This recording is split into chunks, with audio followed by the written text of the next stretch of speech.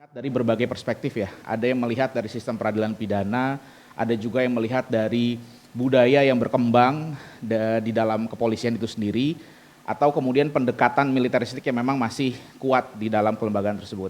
Tapi kami mencoba untuk melihat dengan angle lain, melihat dari bagaimana kemudian apa yang dikritik oleh masyarakat selama ini itu sebenarnya berakar dari pemahaman atau pemaknaan terhadap fungsi yang sudah diatur dalam konstitusi, terutama pasal 30 ayat 4 dan juga pasal 24 ayat 3 yang tidak dimaknai secara baik bahkan hampir 20 tahunan terakhir pasca Undang-Undang Kepolisian disahkan.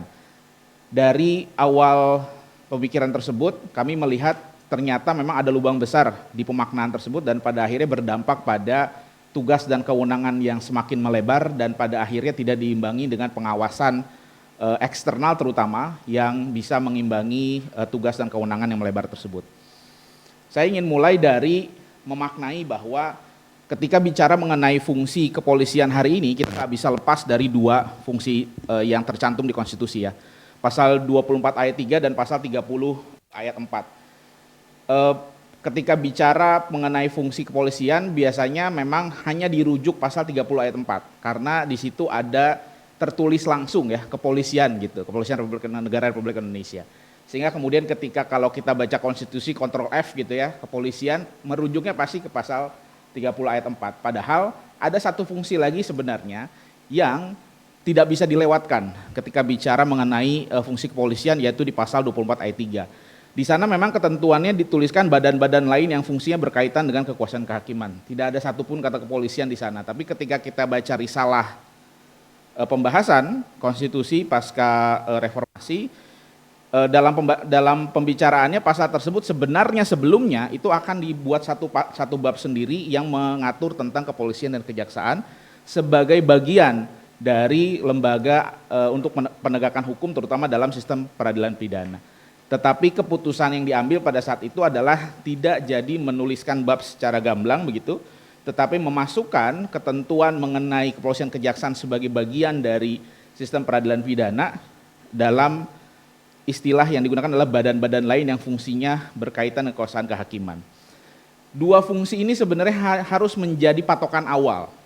Kenapa? Karena sudah 20 tahun kita memaknai fungsi Polri itu jauh lebih besar dari ini. Nanti kita akan sampai ke bagaimana Undang-Undang 2/2002 memaknai fungsi Polri jauh lebih besar dibandingkan fungsi yang ada ini. Nah, bicara mengenai kedua fungsi ini, kita perlu memisahkan secara tegas ya. Di mana fungsi pertama kepolisian ketika bicara mengenai badan-badan lain yang fungsinya berkaitan dengan kekuasaan kehakiman, yang dimaksud adalah ketika pelaksanaan dari fungsi penyelidikan dan penyidikan. Di satu sisi. Di sisi lain, kepolisian punya fungsi terkait dengan menjaga keamanan dan ketertiban masyarakat. Secara dalam perspektif hukum tata negara, dua fungsi ini harus dipisahkan karena dia memiliki tata kelola yang berbeda, walaupun dia berada dalam satu tubuh lembaga. Di sisi lain, dia menurunkan tugas dan kewenangan yang juga berbeda dan tidak bisa digabungkan, walaupun harus diakui fungsi pertama di pasal 24 ayat 3 penyelidikan, penyidikan itu tidak lepas atau tidak bisa dipisahkan secara jauh gitu ya dengan fungsi keamanan. Misalkan ketika seorang polisi menjalankan fungsi keamanannya dalam arti misalkan mengamankan demonstrasi misalkan. Ketika saat itu juga atau setelah dia mengamankan ada hal yang sifatnya cenderung melakukan tindak pidana gitu, dia bisa langsung melaksanakan fungsi yang kedua. Tapi walaupun pelaksanaannya berurutan, tetapi dua fungsi ini harus dimaknai secara berbeda. Karena secara prinsip, tata kelola, lalu kemudian bahkan pertanggungjawaban pada akhirnya itu sebenarnya punya dua domain atau punya dua ranah yang berbeda. Nah, perbedaan tersebut kemudian semakin terlihat ketika kita coba bandingkan bagaimana kedua pasal dari konstitusi tersebut diatur lebih lanjut dalam undang-undang atau diejawantahkan atau kemudian dimaknai begitu ya. Di pasal 24 ayat 3 yang melaksanakan atau berkaitan dengan kekuasaan kehakiman, ruang lingkupnya adalah sistem peradilan pidana. Dasar hukumnya adalah hukum acara pidana. Jadi ketika bicara bagaimana kemudian fungsi tersebut dilaksanakan, ya kita bisa lihat hukum acara pidana hari ini. Bagaimana dalam KUHP tersebut polisi sebagai penyidik atau penyelidik ya diatur dalam ketentuan tersebut. Nah, lembaga terkaitnya ada Kejaksaan, ada Mahkamah Agung. Tetapi permasalahan menjadi terlihat ketika kita masuk dalam pasal 30 ayat 4. Dalam fungsi alat negara yang menjaga keamanan dan ketertiban masyarakat, ruang lingkupnya adalah keamanan ketertiban masyarakat, tapi kalau kita lihat dasar hukumnya, apakah kemudian ada semacam sistem begitu yang mengatur tentang keamanan dan ketertiban masyarakat di level pengaturan yang lebih rendah di undang-undang misalkan, itu tidak ada sampai sekarang. Lembaga terkait, apakah kemudian Kementerian Dalam Negeri, Badan Siber Sandi Negara, Badan Keamanan Laut atau Bakamla begitu, itu juga tidak ada sistem yang membangun kelembagaan-kelembagaan itu bisa saling mengimbangi, bisa saling mengawasi dalam pelaksanaan. Kalau kita bandingkan misalkan di KUHP, ini memang bicara mengenai sebuah konsep dan realita hari ini KUHP kita banyak dikritik. Tetapi ketika pengaturan dalam hukum acara pidana yang berupaya selalu untuk mengimbangi kewenangan antara kepolisian, kejaksaan, dan Mahkamah Agung, itulah sebenarnya yang diharapkan juga terjadi di fungsi keamanan ketertiban masyarakat. Yang terjadi hari ini adalah kalau kita bandingkan dengan fungsi pertahanan yang dimiliki oleh TNI, ini sebenarnya urutannya jauh lebih bisa bisa dipahami gitu ya.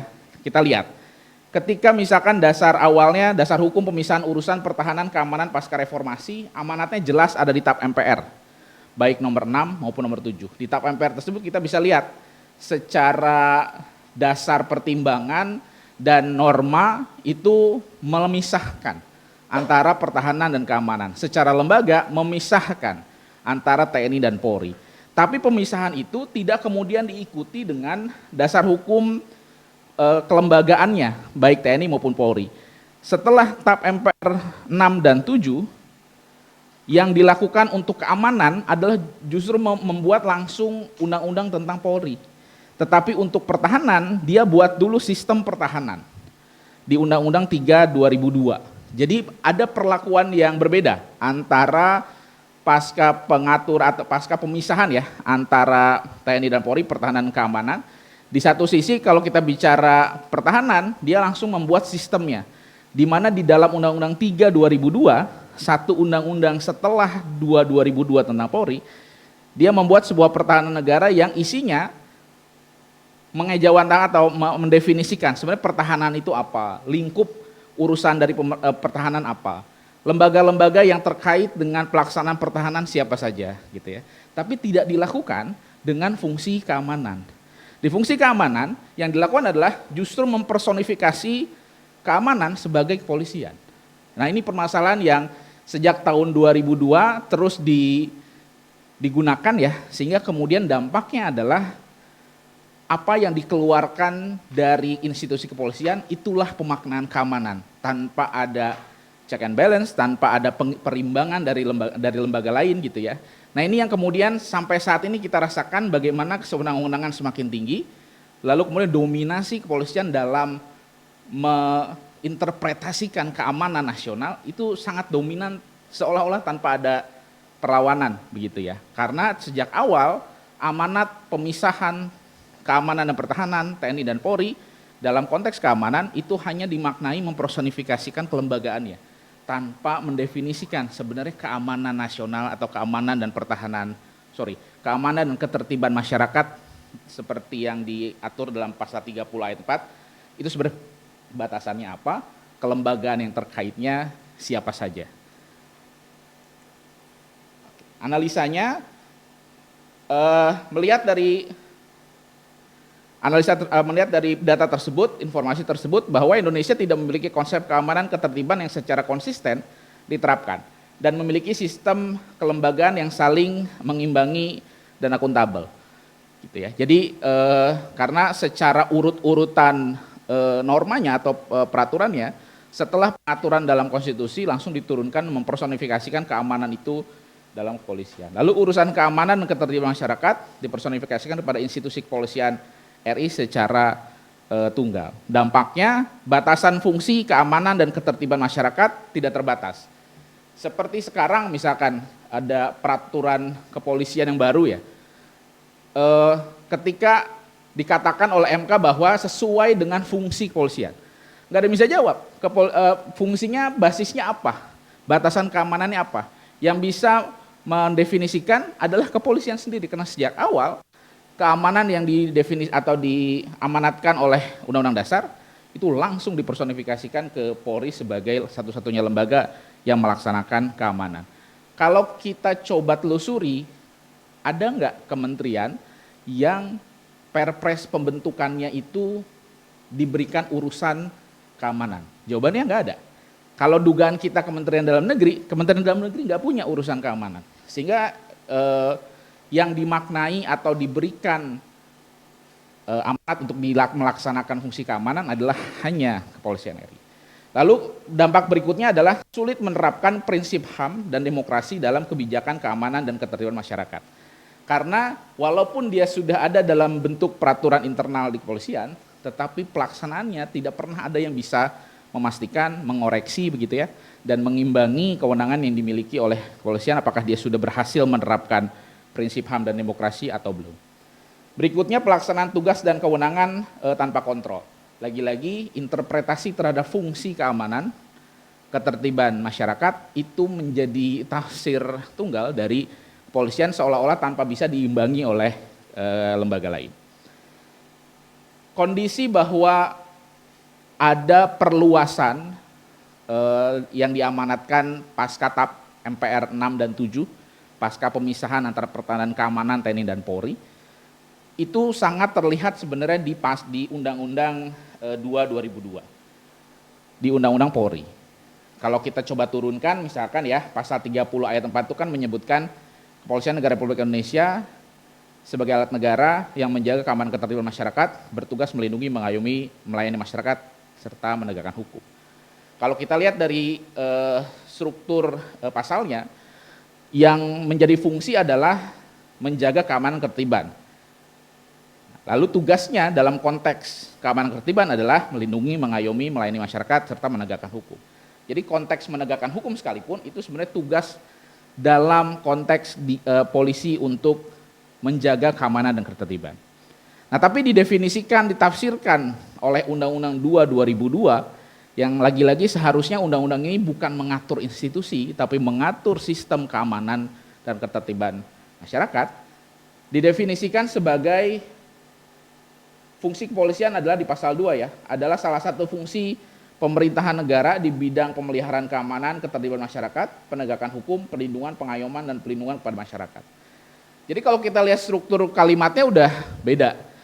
Jadi memasukkan yang tadinya diamanatkan sebagai tugas di pasal 30 ayat 4 menjadi fungsi.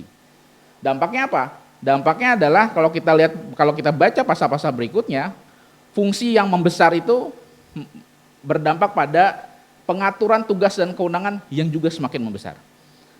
Di pasal 13 di sini jelas bahwa disebutkan fungsinya ada 3. Memelihara keamanan ketertiban masyarakat, menegakkan hukum, dan memberikan perlindungan, pengayoman, pelayanan kepada masyarakat. Nah, pengaturan fungsi ini tanpa ada perimbangan. Sebenarnya sistem keamanan nasional di Indonesia tuh batasannya apa? Gak ada. Tafsirnya hanya ada di undang-undang ini.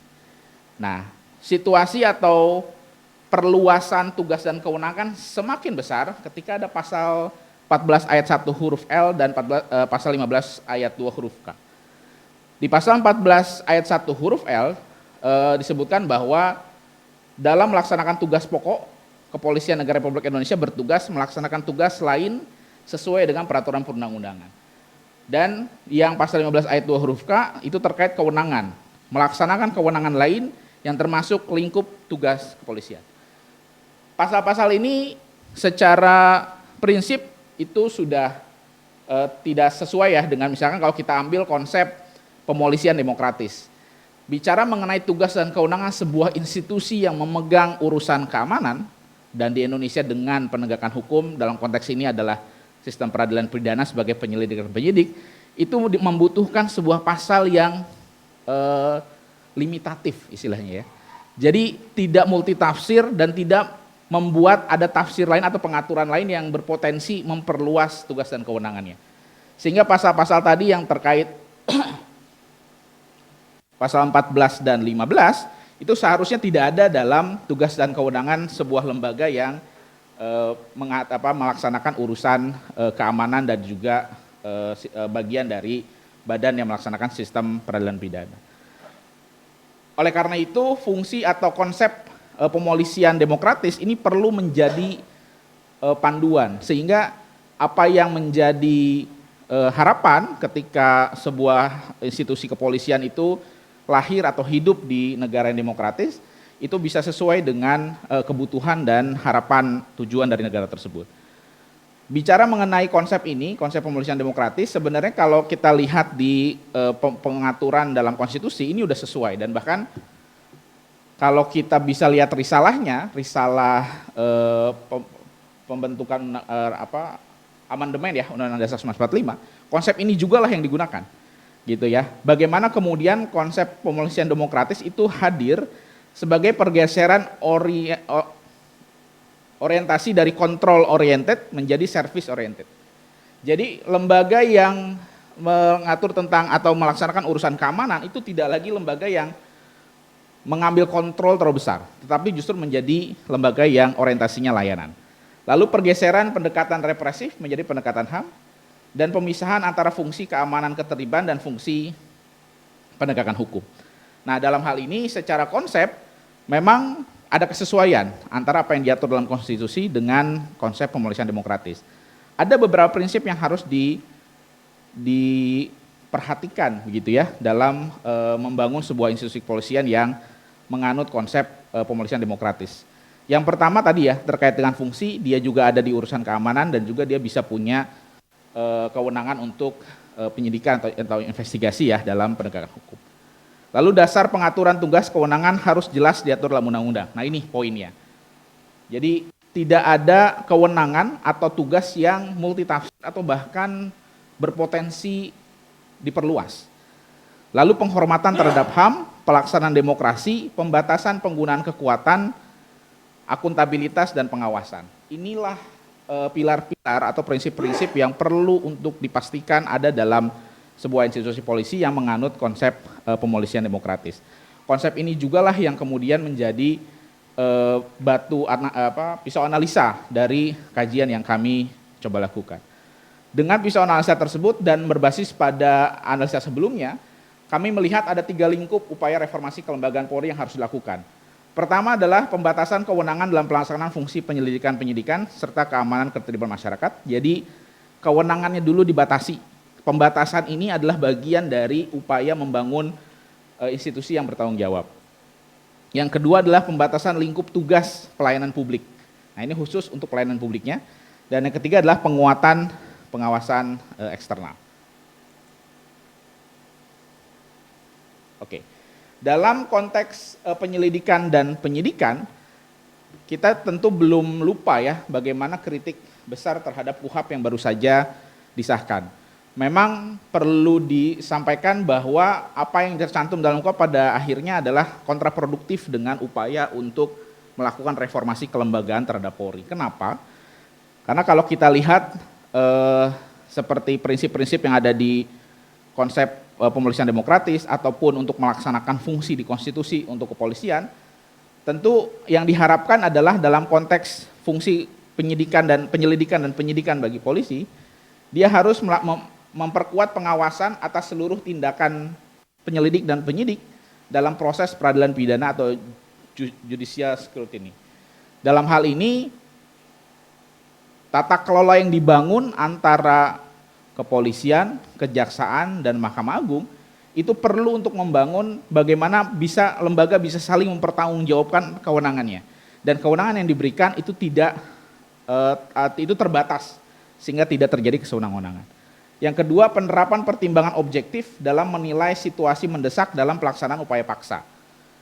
Nah, ini juga bagian dari keseimbangan yang dibangun antara kejaksaan, polisian, dan Mahkamah Agung untuk memastikan upaya paksa tidak berjalan sewenang-wenang. Lalu pembatasan kewenangan dalam penyelidikan dengan tidak menempatkan restoratif justice di tingkat penyelidikan.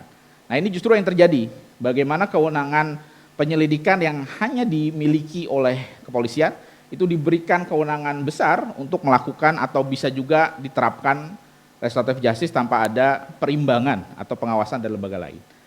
Lalu hubungan koordinatif antara penyidik Polri dengan PPNS, yang ini pada akhirnya hubungan koordinatif ini bukan dipandang sebagai posisi yang setara di KUHP hari ini, tapi justru menjadi hubungan atasan bawah.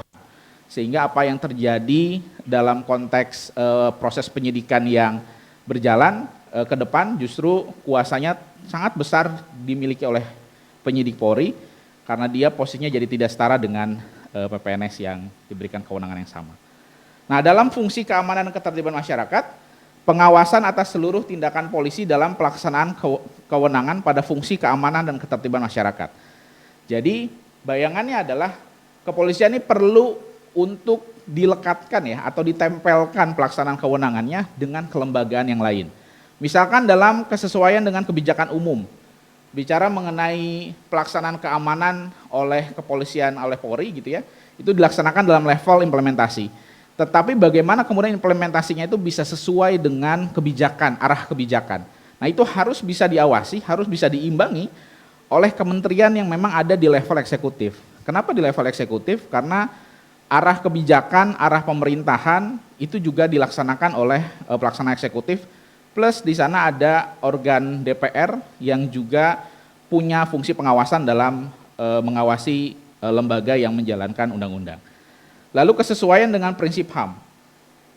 Kritik hari ini adalah bagaimana peraturan internal kepolisian untuk melaksanakan tugas kepolisian dengan berbasis HAM itu tidak berjalan secara efektif. Bukan karena peraturannya kosong, tetapi karena pengawasan yang sangat lemah gitu ya. Nah ini hanya bisa dilakukan ketika memang pengawasan secara eksternal diaktifkan. Oleh karena itu, secara pelaksanaan dia perlu dibuat ada skema koordinasi dengan Komnas HAM. Karena Komnas HAM punya fungsi sebagai lembaga yang mengawasi pelaksanaan HAM di Indonesia. Lalu ketika ada pelanggaran pidana yang dilakukan oleh anggota kepolisian, tentu saja tidak disidik oleh teman sejawatnya begitu ya, tetapi dia harus perlu ada skema yang dilekatkan pelaksanaannya dengan kejaksaan. Lalu pelanggaran etik yang selama ini dilaksanakan oleh internal gitu ya, oleh Propam, itu perlu ada mekanisme yang pengawasan eksternal yang jauh lebih kuat dengan adanya lembaga pengawas eksternal. Dalam kajian kami memang kami sengaja tidak menyebutkan lembaga pengawas eksternalnya sebagai Kompolnas begitu ya, karena secara pilihan kebijakan bisa jadi skemanya berbeda gitu ya, atau kemudian cara yang akan dilakukan menghapus yang lama, membantu untuk yang baru, atau sebenarnya untuk mereformasi, memperbaiki Kompolnas pun sebagai sebuah opsi. Tapi karena itu sebagai sebuah opsi, jadi kami tidak langsung menyebut sebagai Kompolnas, tapi menyebut sebagai lembaga pengawas eksternal. Pembagian urusan di bidang keamanan, kalau kita perhatikan, kelembagaan yang punya fungsi keamanan menjadi bertambah. Ada BSSN, ada Bakamla, bahkan keimigrasian dan BIN pun sebenarnya terkait dengan fungsi keamanan. Pertanyaannya, bagaimana interaksi antara lembaga-lembaga tersebut? Bagaimana pola koordinasi antara lembaga-lembaga tersebut? Yang terjadi hari ini adalah sibuk untuk menentukan apakah ini bisa dijabat oleh polisi aktif atau enggak. Itu perdebatan yang sebenarnya teknikal ya, tapi yang lebih besar lagi secara sistem, bagaimana irisan urusan dari lembaga-lembaga tersebut. Sehingga perlu ada jawaban atas hal tersebut. Lalu penerapan prinsip konsep pemolisian demokratis.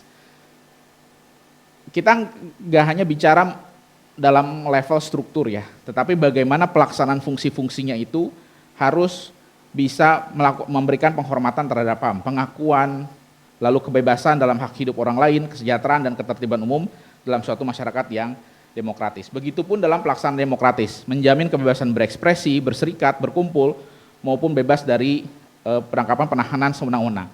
Karena kita nggak bisa lupa bahwa di pasal 30 ayat 4, kepolisian itu dianggap sebagai alat negara.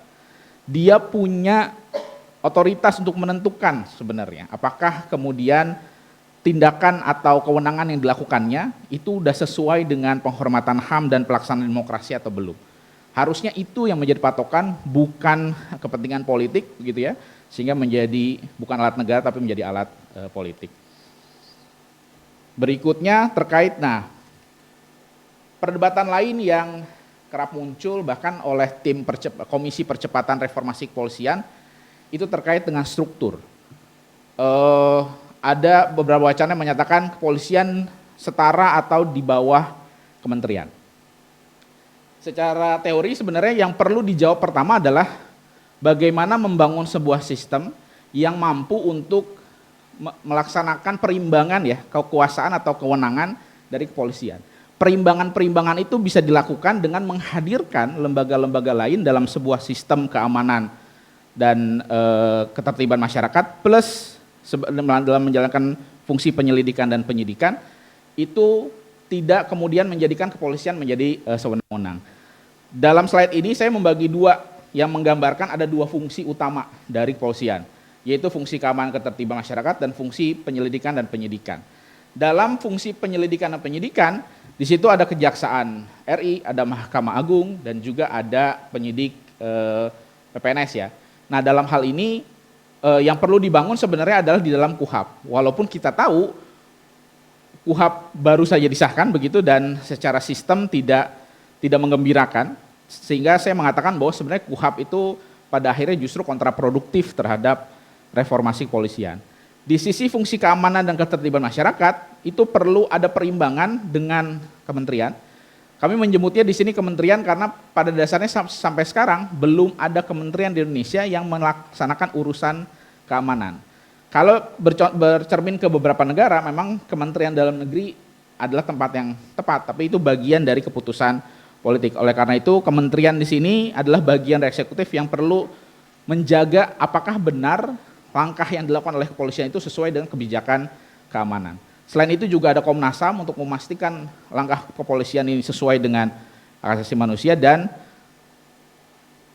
menempatkan BSSN, Bakamla, Keimigrasian, BIN sebagai bagian dari sistem keamanan dan ketertiban masyarakat dan bagaimana kemudian irisan antara kelembagaan-kelembagaan tersebut. Oleh karena itu menghadirkan kelembagaan-kelembagaan ini sebagai lembaga yang berkoordinasikan dalam melaksanakan fungsi, salah satu fungsi dari kepolisian menjadi penting hari ini. Jadi posisinya bukan lagi atasan bawahan, tetapi pelaksanaan kewenangan harus ada diimbangi oleh lembaga lain. Lalu yang kedua, selain ada pembatasan membangun sistem dalam pelaksanaan fungsi, juga perlu dilakukan pembatasan lingkup tugas pelayanan masyarakat. Tadi di awal Bang Gama udah menyatakan bahwa seolah-olah kepolisian ada di semua urusan. Seolah-olah kita kalau ngurusin apa-apa ketemunya polisi lagi gitu ya. Tetapi itu berakar atau itu terjadi karena akarnya memang ada pengembangan fungsi, tugas dan kewenangan Polri yang berakar dari Undang-Undang 2 2002 sampai kemudian terus diinterpretasikan meluas begitu ya. Sampai akhirnya ada putusan MK yang melarang pada akhirnya untuk ada jabatan kepolisian di ranah di luar tugasnya. Nah, kami sudah mencoba melihat ada jumlahnya ada 56 ya undang-undang yang mengatur tentang tugas dan kewenangan kepolisian di luar Undang-Undang 2 2002. Jadi ada sekitar 56 undang-undang yang mengatur tugas dan kewenangan kepolisian. Dan di dalam 56 undang-undang itu ada 256 ketentuan yang mengatur hal tersebut. Kalau kita elaborasi lagi di tabel di depan, itu 131 itu terkait penegakan hukum. Jadi itu sesuai dengan fungsinya. Yang di sektor keamanan, di urusan keamanan itu ada 38, di PPNS ada 48 dan di luar fungsi kepolisian saat ini ada 58 ketentuan. Nah, yang akan kami coba perhatikan atau dalami lebih dalam adalah yang terkait 58 ketentuan tersebut. Kami mengambil beberapa contoh dari 58, ini terlalu kecil ya. Tapi coba saya bacakan ya. Yang pertama itu penerbitan surat izin mengemudi, termasuk sistem informasinya. Nah ini ada di Undang-Undang LLAJ, lalu lintas ya. Jadi kalau kita lihat undang-undangnya sudah sebenarnya sejak awal melaksanakan urusan perhubungan. Sehingga kemudian ketika ada tugas pelayanan publik yang dilaksanakan oleh kepolisian, pertama yang harus dinilai adalah apakah benar ini sesuai dengan fungsi keamanan atau penyelidikan atau penyidikan. Lalu yang kedua, surat keterangan catatan kepolisian atau SKCK ya. Nah ini hadirnya ada di Perpol ya, tentang penerbitan surat keterangan catatan kepolisian. Kalau kita lihat secara substansi, surat keterangan catatan kepolisian ini kan sebenarnya catatan tentang kependudukan ya. Bagaimana kemudian catatan baik itu pelanggaran hukum begitu yang dilakukan oleh seseorang, itu sebenarnya harusnya menjadi bagian dari catatan kependudukan, sehingga urusannya menjadi urusan Kementerian Dalam Negeri. Lalu urusan lain adalah buku pemilik kendaraan bermotor atau BPKB, yang konteksnya adalah dalam misalkan pelayanan pembayaran pajak ya, pajaknya pun masuk ke daerah gitu kira-kira. Nah ini sudah ada lintas institusi yang mengurusnya, sehingga kemudian kalau kita menilai apakah kewenangan-kewenangan itu atau tugas-tugas itu adalah konteksnya keamanan keterlibatan masyarakat atau penyelidikan-penyidikan, seperti jauh dan akhirnya beririsan dengan urusan kementerian lain. Oleh karena itu, dalam kajian ini kami merekomendasikan ada sekitar 58 urusan lain yang memang sebenarnya seharusnya tidak dilaksanakan oleh kepolisian, sehingga perlu untuk dihilangkan sebagai bagian dari tugas kepolisian ataupun dia dileburkan kepada kementerian lain. Adapun contoh lain misalkan tentang tanda nomor kendaraan bermotor, pendidikan berlalu lintas dan atau izin penyelenggaraan pendidikan pelatihan mengemudi yang saat ini dilaksanakan oleh kepolisian, lalu uji kelayakan fungsi jalan dan publikasinya, rekomendasi untuk izin penyelenggaraan bengkel umum, koordinator penyelenggaraan sistem informasi dan komunikasi lalu lintas dan angkutan jalan, dan ini contoh yang kami angkat satu lagi, surat tanda coba kendaraan dan tanda coba nomor kendaraan bermotor untuk badan usaha dan badan penjualan, pembuatan, perakitan atau impor kendaraan bermotor. Jadi kita bisa lihat bahwa saat ini kepolisian sebenarnya mengerjakan banyak hal yang tidak sesuai dengan fungsinya dan bukan di level instansinya, kira-kira begitu. Ada yang di level administrasi, ada yang di level daerah begitu ya, yang seharusnya memang tidak menjadi kewenangan kepolisian dan harusnya sudah dilepaskan dan diberikan kepada lembaga baik kementerian maupun pemerintah daerah yang sesuai dengan urusannya. Berikutnya yang ketiga adalah penguatan lembaga pengawasan eksternal. Nah, kalau kita tadi kembali lagi sedikit ke membangun atau membuat sebuah sistem yang bisa mengimbangi dan juga mengontrol kepolisian dalam melaksanakan fungsinya, dalam konteks penguatan lembaga pengawasan eksternal, ini sebenarnya banyak konteksnya ada terkait dengan pengawasan jabatan polisinya ya. Dalam artian misalkan terkait untuk pemeriksaan dan penjatuhan sanksi etik misalkan bagi polisi dan seterusnya. Tapi saya ingin mulai dari kelembagaannya dulu. Secara lembaga pengawasan eksternal dalam konsep pemolisian demokratis, pengawasan eksternal perlu menjadi lembaga yang independen. Makna dari lembaga independen itu apa? Yang pertama, dia non struktural, di luar struktur kekuasaan eksekutif. Sehingga secara administratif dia punya sekjen sendiri. Anggota seluruhnya berasal dari hasil seleksi dan ketua atau struktur di dalamnya itu ditentukan oleh secara internal. Hal lain, masa jabatan, mekanisme pemberhentian anggota itu diatur di undang-undang dan terdapat pengawasan kepada anggota lembaga pengawas eksternal oleh tim etik yang bersifat ad hoc. Nah, itu yang kemudian menjadi prasyarat agar lembaga pengawas eksternal ini menjadi lembaga yang independen untuk bisa mengimbangi kewenangan dan kekuasaan yang dimiliki oleh institusi Polri. Nah, bagaimana dengan kewenangan dan tugasnya? Dari berbagai referensi yang coba kami lihat, memang titik tekan dari lembaga pengawas eksternal ini akan lebih banyak mengawasi jabatan Polri-nya, jabatan polisinya ya, gitu. Jadi bagaimana ketika ada polisi yang melanggar etik begitu, sehingga dia perlu untuk diproses dan kemudian dijatuhkan sanksi, apakah mekanisme internal cukup? Ketika jabatannya masih di bawah level pimpinan, sebenarnya masih cukup untuk ada di pengawasan internal yang berlaku ya, berjalan begitu. Tapi kalau sudah di atas pimpinan, perlu ada lembaga eksternal yang melaksanakan pengawasan. Tetapi tidak tutup mata bahwa ketika proses yang dilakukan oleh lembaga internal itu juga perlu untuk ada pengawasan, sehingga Kewenangan kedua yang diberikan adalah menindaklanjuti banding atas keputusan Lembaga Pengawas Internal Polri. Jadi tidak semua langsung masuk pengawasan yang pimpinan ke bawah begitu ya, itu tidak langsung masuk ke lembaga eksternal tapi tetap mengaktifkan pengawasan di lembaga internal. Lalu kemudian kewenangan yang diberikan adalah melaksanakan pemeriksaan dan penjatuhan sanksi terhadap dugaan pelanggaran anggota lembaga pengawas internal Polri. Jadi selain kejabatan polisinya juga melakukan pengawasan terhadap lembaga pengawas internalnya. Berikutnya adalah menugaskan Kapolri menjalankan sanksi yang dijatuhkan. Jadi lembaga pengawas eksternal perlu untuk diberikan kewenangan untuk melakukan pemeriksaan sekaligus menjatuhkan hukuman etik ya kepada jabatan polisi begitu, dan itu dilaksanakan secara administratif oleh Kapolri. Kewenangan berikut adalah mengajukan pelaksanaan sanksi pemecatan Kapolri kepada Presiden, karena kita tahu bahwa jabatan ini diangkat oleh Presiden sehingga usulan atau rekomendasi pemecatannya perlu direkomendasikan kepada kepolisian.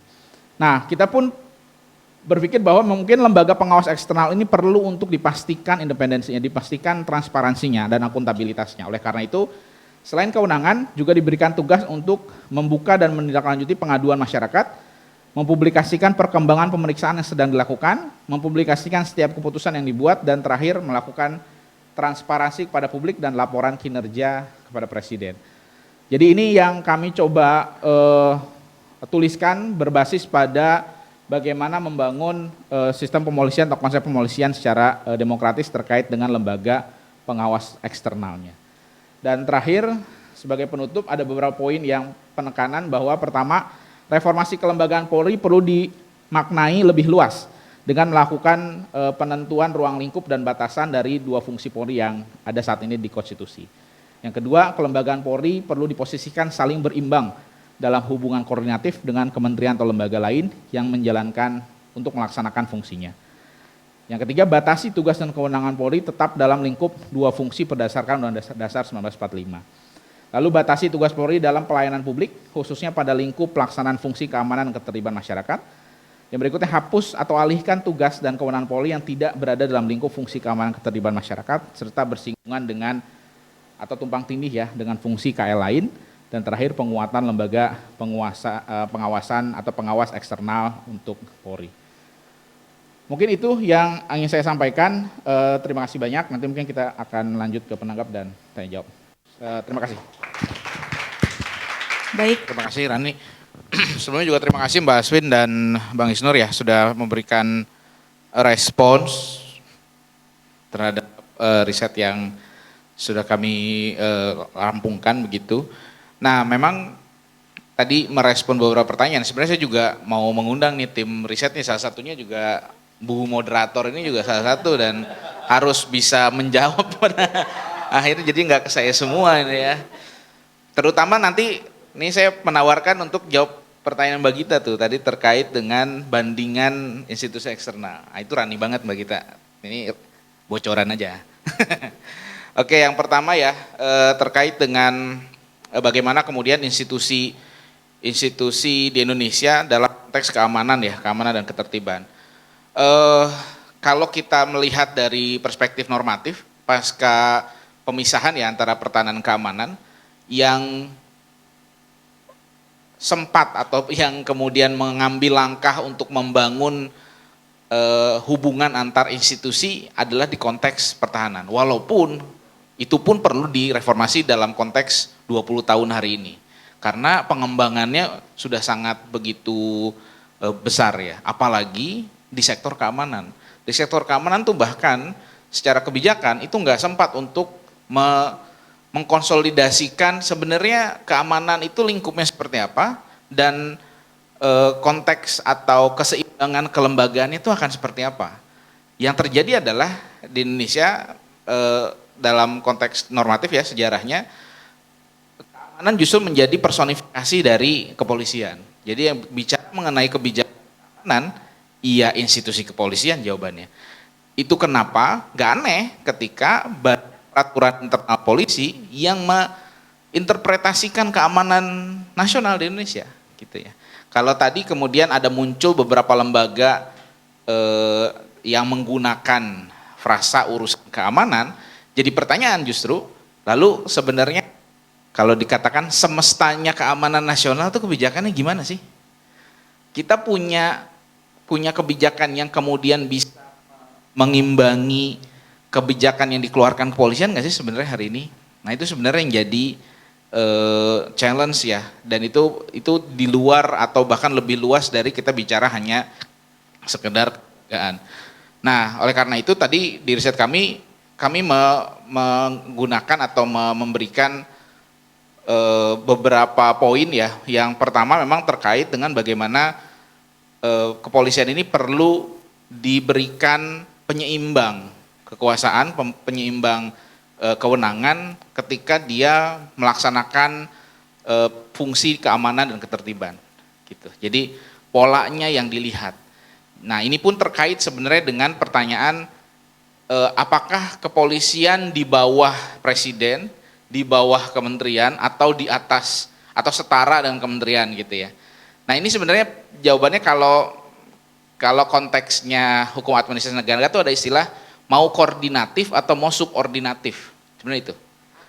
Artinya kalau koordinatif itu dia saling mengikat tuh. Jadi ketika satu instansi melaksanakan kewenangannya, dia harus punya penyeimbang di kelembagaan lain, nah itu tuh koordinatif tuh. Kewenangannya setara, seimbang. Kalau subordinatif, dia di bawah, jadi harus minta izin ke atas. Kalau kewenangannya nggak pernah bisa dikerjakan kalau nggak ada izin atasan, itu subordinatif. Jadi pertanyaannya sebenarnya bukan di atas di bawahnya gitu. Kalau di atas di bawahnya kita bisa menggambar bagaimanapun. Tapi pada akhirnya yang menjadi kunci adalah kepolisian punya penyeimbang atau koordinasi dengan lembaga lain untuk melaksanakan kewenangannya. Misalkan tadi dalam fungsi penyelidikan dan penyidikan, ketika dia melakukan upaya paksa, dia harus dipaksa koordinasi dengan lembaga lain agar pelaksanaan kewenangannya itu tidak semata-mata dia menentukan sendiri, arahnya dia tentukan sendiri, tujuannya dia tentukan sendiri, ketika dievaluasi dia laksanakan, ini udah bener. Nah, enggak gitu. Kena angin lah itu jadi keamanan personifikasi dari lembaga itu. Nah, itu yang harus diubah. Gitu ya. Nah, jadi ada penyeimbangnya. Karena tadi ada kalau di slide yang kami sampaikan ada hubungan-hubungan dengan lembaga lain, nah itu yang harus diciptakan sebenarnya. Nah, lalu kemudian ya, bagaimana kemudian mengukur keberhasilan ya reformasi Polri dalam konteks check and balances. Ketika kebijakan keamanan dan ketertiban sudah berhasil membangun tata kelola kelembagaan itu. Gitu. Jadi bukan lagi ditafsirkan sendiri oleh kepolisian, dilaksanakan sendiri dan dievaluasi sendiri. Itu enggak berjalan. Itu enggak akan kemana-mana. Kira-kira seperti itu. Lalu kemudian juga nanti tolong diingatkan ya kalau ada pertanyaan yang kelewat ya. Nah, terkait sentralistik nih dari Dava ya. Nah, ini juga jadi ada dua isu HTN nih kalau di kepolisian akhir-akhir ini tentang kepolisian. Pertama tentang tadi tuh koordinatif dan subordinatif itu satu hal. Jadi kalau saya melihatnya hubungan koordinatif itu harus dipastikan pelaksanaan kewenangan Polri harus bisa dikoordinasikan dengan lembaga lain agar ada keseimbangan. Jadi tidak sewenang-wenang. Tapi kalau untuk sentralistik ini, kami juga sempat mengkaji itu, melihat apakah opsinya adalah ya udah dipotong aja tuh, jadi otonomi daerah tuh, Kapolda itu jadi hubungannya sama kepala daerah gitu ya. Nah tapi kalau dilihat secara sistem secara utuh, sebenarnya yang dibutuhkan bukan memisahkan itu, karena pada akhirnya kalau itu dipisahkan antara komando dari sentralistik jadi kemudian desentralisasi gitu ya. Nah itu hanya akan membangun raja-raja baru sebenarnya sama seperti saat ini pertama kali muncul saat Pol PP misalkan gitu. Jadi ada potensi abuse justru ketika kewenangannya diberikan ke daerah. Nah kalau kita dalami lagi, apa sih permasalahannya ketika komando Kapolri itu terlalu jauh sampai bawah? Komando Kapolri itu bisa mengangkat